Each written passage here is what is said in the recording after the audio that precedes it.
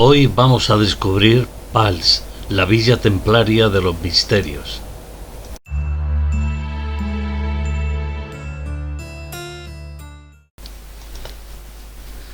Llegamos en una tarde fresca de primavera a la villa de Pals.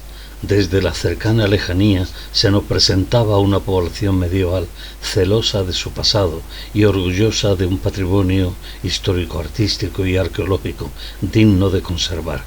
Y a medida de que nos íbamos acercando a esta singular población, acurrucada en la ladera de una suave colina, el Puig Aspre, más se incrementaba nuestro interés por descubrirla. Estamos en la comarca del Baix Empordà, en el centro norte de la provincia de Girona, donde el Mediterráneo, varios cursos de agua y los inferiores contrafuertes del Pirineo Oriental han ido creando áreas de cultivo de gran valor por la fertilidad de sus tierras. En medio de este paraíso de verdes, unos humedales en donde desde la Edad Media se sigue cultivando el mismo arroz, considerado el mejor del mundo, traído a estas tierras por los templarios a mediados del siglo XIII. Precisamente el nombre de Pals proviene del latín palus, que significa lugar pantanoso. No lejos se abre en la costa la desembocadura del río Daró, que en tiempos pasados daba pepitas de oro, de ahí su nombre. Sin darnos cuenta, hemos llegado a la entrada del casco antiguo de Pals. El recinto amurallado medieval nos dio la bienvenida. Sobre los tejados de las viviendas vemos asomar 4 torres de planta rectangular, del siglo XII. En Cala Pruna, edificio fortificado del siglo XV, sede de la Casa de Cultura, hicimos una corta parada para conocer algunos objetos de la tradición agraria de este municipio. A partir de aquí comienza la subida. No tardamos en darnos cuenta que el diseño urbanístico y arquitectónico de Pals es uno de los mejores ejemplos del mundo medieval. Casa de piedra, cubierta con tejas árabes, calles con suave pendiente, debidamente empedradas de origen, enlazadas por arcos, ventanas ojivales, pozos, sótanos, aljibes, etc.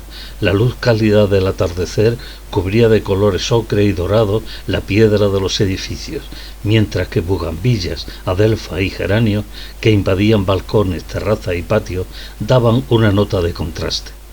La Plaza Mayor conserva el arco gótico como puerta de entrada a la villa en el recinto amurallado, que pudo haber formado parte de una lonja o plaza comercial cubierta. Los primeros documentos escritos relacionados con Pals se remontan al siglo IX, época a la que pertenecía su castillo. Lo que resta de aquella fortaleza se alza en el punto más elevado de la colina. La mayor parte de la historia de este castillo estuvo bajo el poder real, que lo utilizó como moneda de cambio con los nobles más influyentes del reino de Aragón.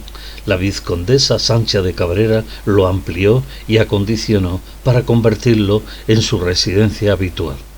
Durante muchos años la villa de Pals dependió en su seguridad y abastecimiento de alimentos de la influyente encomienda templaria de Castelló de Empúries, de la que se hallaba a una jornada exacta de caballo.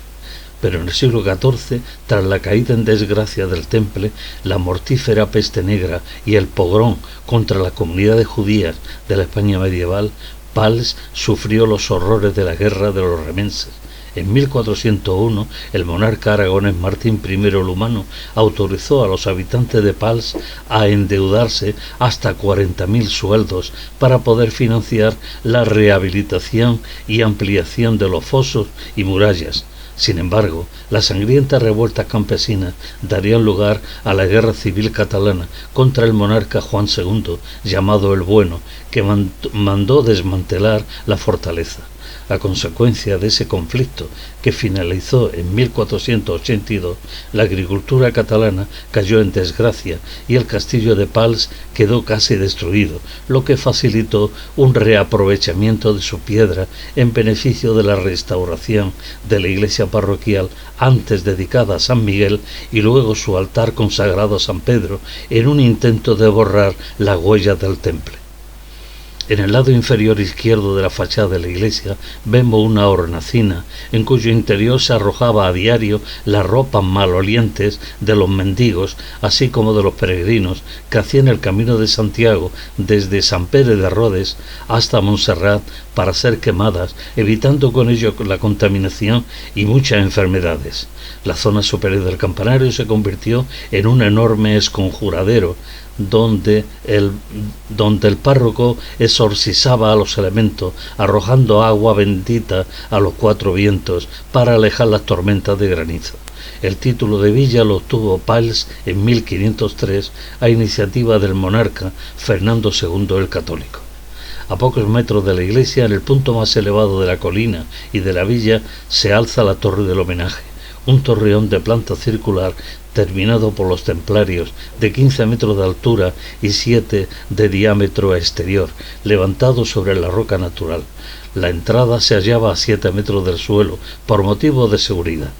Varias tumbas antropomorfas de época visigótica se abren en el suelo. En los siglos modernos esta torre fue el baluarte defensivo de Pals contra los temibles ataques de los berberiscos. También se la conoce como Torre de les Hores. Una campana pequeña del siglo XVI tocaba los cuartos y otra más grande del año 1701 anunciaba las horas. En época templaria fue famoso su hospital de enfermos y peregrinos, dedicado también a combatir la hambruna de los colectivos más vulnerables y a atender a los sectores más necesitados de la sociedad.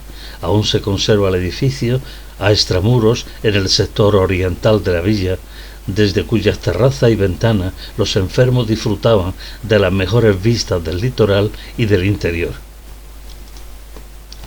Al Raval de El Pedró, centro de la comunidad judía de Pals en época medieval, accedemos a través de un elegante arco gótico y en pocos minutos alcanzamos el mirador Josep Pla, verdadero belvedere dedicado al escritor de Palafrugell, quien describió con el mayor acierto el paisaje de la llanura empordanesa.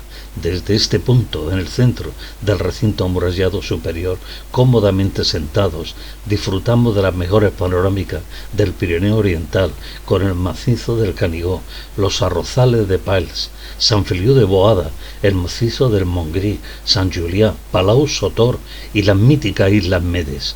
Pals es un lugar mágico, cuna de vivencias y leyendas populares que no dejan indiferente al visitante.